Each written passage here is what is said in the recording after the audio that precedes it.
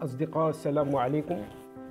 Bonjour les amis, bienvenue sur votre chaîne Bled Magharibia qui attend vos encouragements en la partageant auprès de toutes vos connaissances. Merci pour votre aide, de nous recevoir chez vous.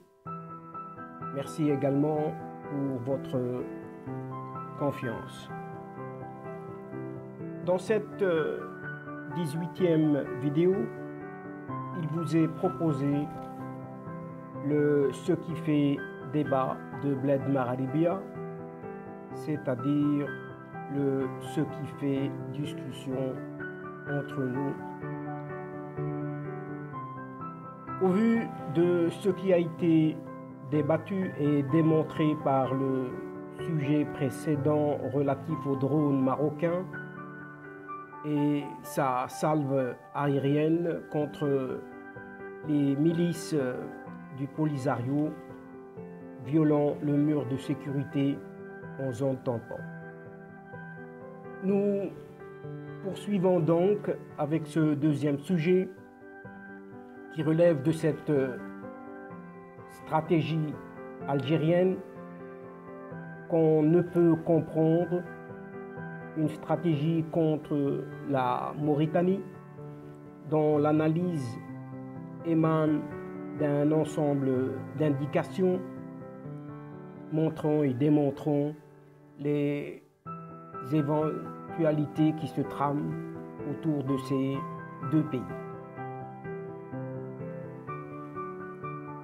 Puisque le chef d'état-major de l'armée algérienne, Saïd Chengriha, et les chefs du Polisario, Brahim Ghali et Mohamed Lamine Bouhali, envisagent ensemble toujours d'envoyer vers la mort les enfants des camps, en les envoyant donc vers ce mur sécuritaire érigé sur la zone tampon en terre marocaine. Donc, un suicide collectif forcé qui ne dit pas son nom, alors que l'Algérie elle-même est confrontée à une crise interne sans précédent. C'est à l'image de ce Polisario, déguisé en chaboté par ses vieux caporaux, en compagnie de sa désormais petite souris algérienne, disons-le ainsi. En effet, nous pouvons comparer cette fable du chaboté à ce qui se passe en Algérie et avec son Polisario d'une part, et la Mauritanie d'autre part. À cause ou grâce à sa ruse, le chaboté par les caporaux algériens, ce chaboté donc a convaincu l'ogre, le fameux ogre algérien, de se transformer en différents animaux, petits animaux, et pour finir en petites souris. Dès lors, qu'adviendrait-il ou qu'adviendra-t-il de cet ogre algérien transformé en petite souris? Trêve de plaisanterie ici. Mais que diront les chefs du régime algérien et du Polisario aux gens des camps alors que l'Algérie est en panne, pour ne pas dire paralysée dans son dilemme le plus complet? Donc tous ces caporaux et les milices du Polisario s'auto-neutralisent s'ils s'approchent de ce mur de sécurité donnant pourtant plein droit au Maroc à sa légale riposte. L'hypothèse d'un Polisario arrivant, bon an mal an, à renouveler son armement, ou si un autre arsenal lui serait octroyé, cela se saurait et se verrait immédiatement. Cela deviendrait, ipso facto et davantage encore, un ennemi du Maroc, mais sur le sol algérien. Dès lors, d'autres appréciations se dévoileraient de tous horizons, et plus particulièrement de l'Iran et du Hezbollah. Ce qui encouragerait les milices du Polisario, tel que c'est connu, et dans ce cas, le discours sera tout autre avec la société internationale. Donc, dans cette hypothèse, le Polisario se trouverait ou se retrouverait une nouvelle fois devant une alternative annonçant clairement l'intention des vieux caporaux en projetant le naufrage de la Mauritanie au travers des membres du Polisario. Dans ce cas précis, nous nous trouverons devant une nouvelle stratégie algérienne qu'on ne peut décidément pas comprendre, mais c'est une stratégie qui mettra les Mauritaniens au service de ces caporaux. Ainsi, ces mêmes caporaux engloutiront la Mauritanie avec le Polisario. Cette combine ne datant pas d'aujourd'hui, puisque elle a débuté du temps d'un certain Ould Abdelaziz, ancien président mauritanien, qui avait exigé un tout autre corpus. Et dans ce corpus, il y était programmé un ensemble d'éléments sur lesquels portait notamment l'octroi de la citoyenneté mauritanienne aux activistes haïssant le Maroc. Ceci étant révélé de longue date par divers chiffres avérés et autres documents à l'appui. À l'exemple tout de même de cet individu qui était dans les camps et qui l'a quitté pour le Canada pour revenir expressément afin d'être naturalisé par la dite Mauritanie. Donc en tant qu'avocat, il prend aujourd'hui et un peu partout, il prend la parole au nom de cet ancien président mauritanien, Ould Abdelaziz donc, pour porter atteinte sans cesse aux intérêts marocains. Ce qui indique le montage d'un fragile édifice mettant en danger la Mauritanie en interne. Néanmoins, observons ensemble ces quelques données. Premièrement, durant une année, combien de visites ont été faites en Mauritanie par un certain Shafiq Msbah, cet Algérien des années 90 de la fameuse décennie noire. C'est un colistier et un des habitués de Tawfiq Médiane. Toufik Médiane, le boss, le chef de l'ancien DRS, le département du renseignement et de la sécurité en Algérie.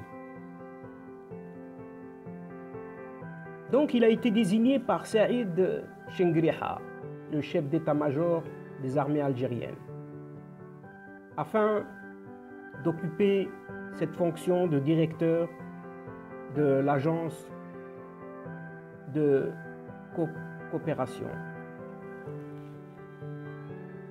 Alors que tout le monde sait que de tels postes dépendent directement des renseignements militaires. Donc ce Shafiq Misbah s'est rendu à plusieurs reprises en Mauritanie pour on ne sait quelle mission, mais néanmoins ces visites détiennent certaines raisons, quelques raisons. Deuxièmement, d'un autre point de vue, combien de visites ont été effectuées dans ce même pays, à savoir la Mauritanie, par Sabri Boukhadoum, le ministre des Affaires étrangères. Et troisièmement, enfin, combien de fois les chefs du Polisario se sont rendus en terre mauritanienne. Et dernière visite en date est celle de Salah ad-Din Dahmoun, ministre de l'Intérieur algérien, qui s'est rendu en Mauritanie. Mais dès lors, qu'a-t-il fait là-bas et qu'en a été sa mission ou son discours? Ici se posent à nous un certain nombre de questions du comment réfléchissent tous ces chefs au sujet de cette Mauritanie. Toute réflexion faite, Ismaël Ould Cheikh Ahmed, le ministre des Affaires étrangères mauritanien, est poussé à jouer un rôle d'intermédiaire afin de provoquer une nouvelle crise avec le Maroc.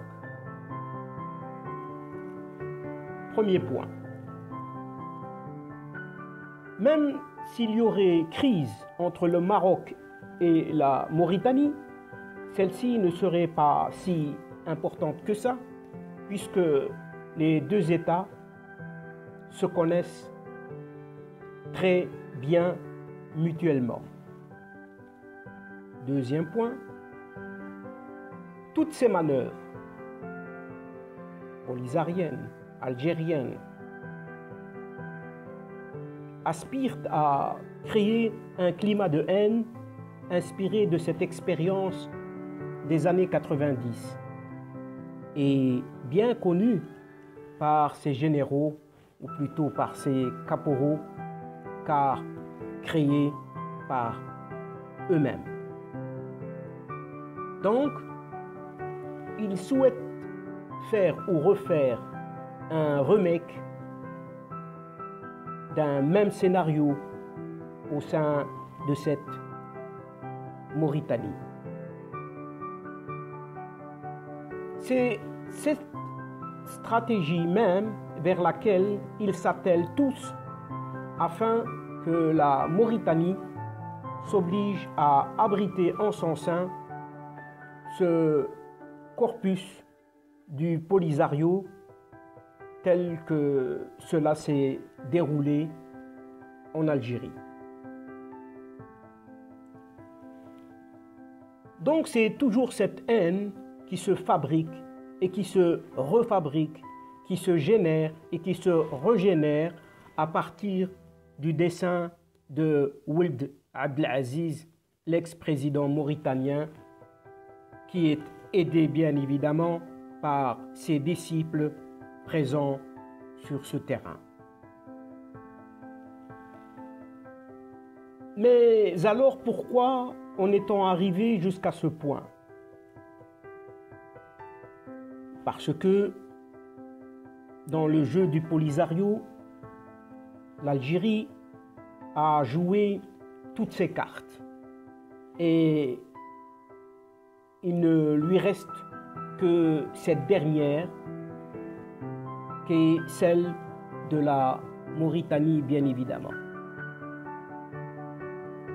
Ainsi, l'Algérie essaye de normaliser, bon an, mal an, cette situation en ayant un visu, un droit de regard sur le nord mauritanien dans le but toujours recherché qui est celui de se frayer un chemin vers l'Atlantique.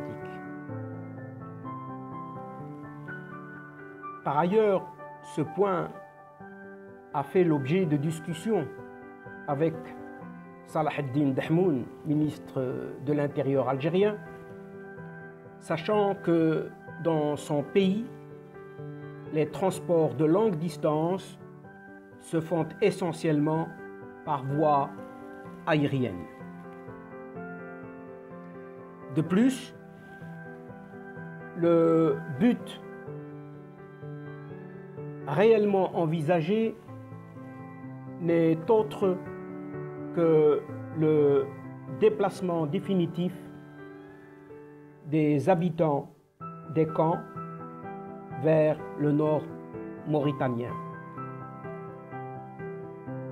ce qui permettra à l'Algérie d'accéder à l'Atlantique via ce couloir et mettra bien évidemment la Mauritanie au devant de multiples difficultés dont les caporaux n'ont pu solutionner ce dossier.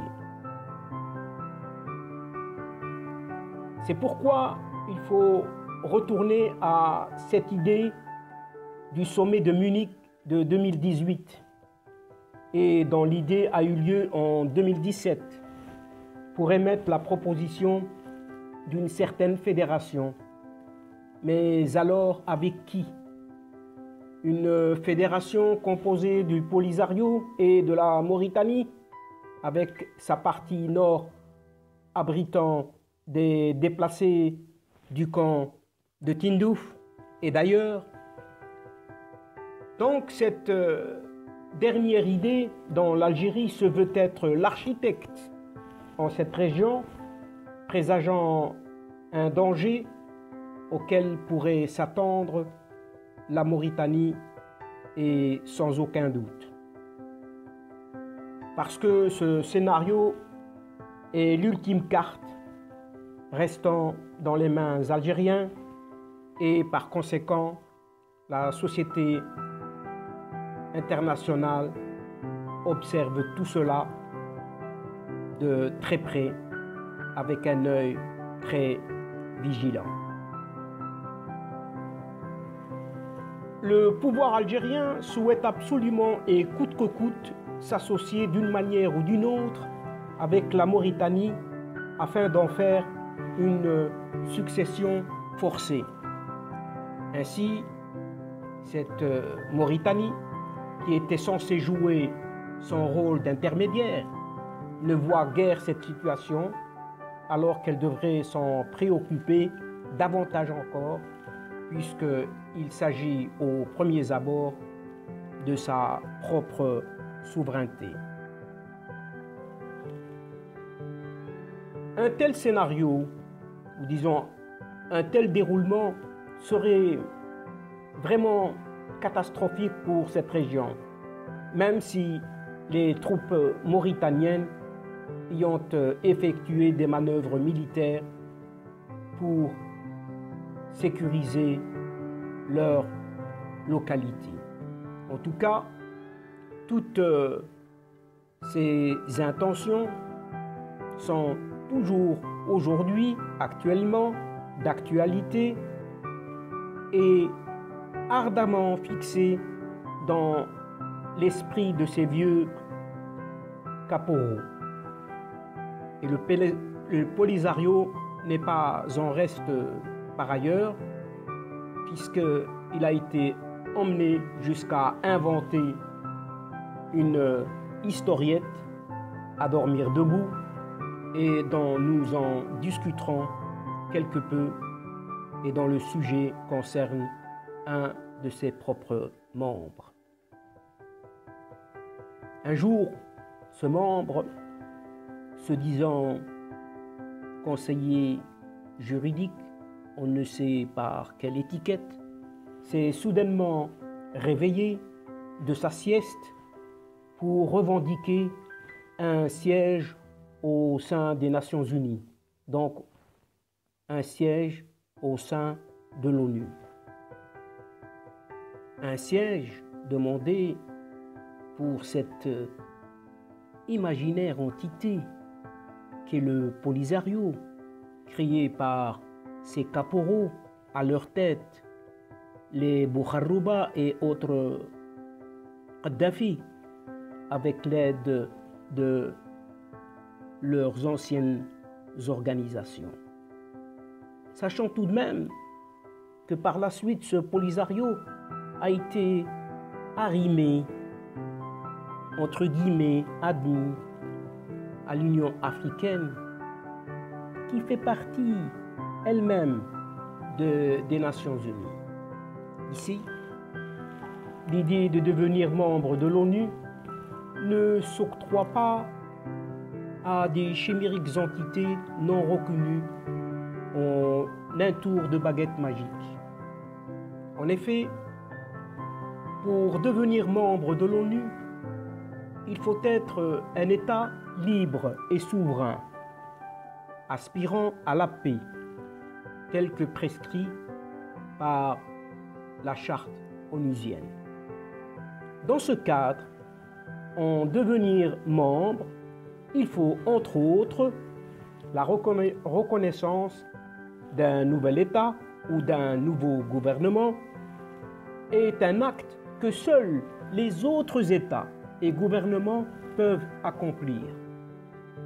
Donc, conformément à la Charte des Nations Unies, peuvent devenir membres de l'ONU tous les États pacifiques qui acceptent les obligations de la Charte et au jugement de l'organisation, sont capables de les remplir. C'est l'Assemblée générale, sur recommandation du Conseil de sécurité, qui décide d'admettre des États candidats à l'adhésion. La procédure se déroule comme suit.